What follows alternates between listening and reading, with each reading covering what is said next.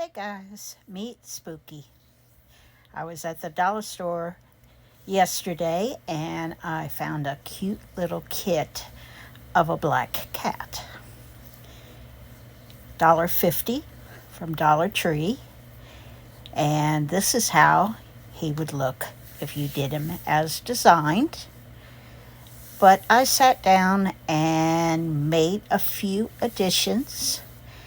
And yeah, he's cute, but with just a little bit of time, he is transformed. I mostly worked on the hat. You can see the detail here. Buttonhole stitch and running stitches, real simple. And I just wove in and out of a running stitch for the dark purple band. And then I added a bell, because what black cat doesn't need a bell around his neck?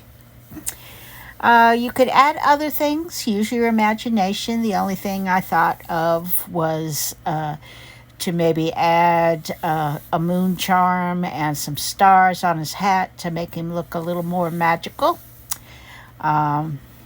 But let your imagination run wild. You can take a small project and turn it into something really cute.